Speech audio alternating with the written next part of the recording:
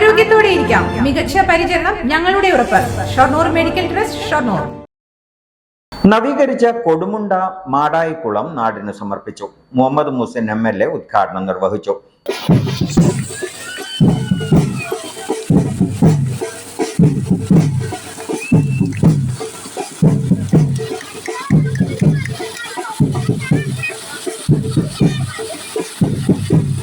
ഹരിത കേരളം പദ്ധതിയിൽ ഉൾപ്പെടുത്തി 90 ലക്ഷം രൂപ ചെലവഴിച്ചാണ് മുതുതല പഞ്ചായത്തിലെ നവീകരിച്ച മാടായിക്കുളം നവീകരിച്ചത്.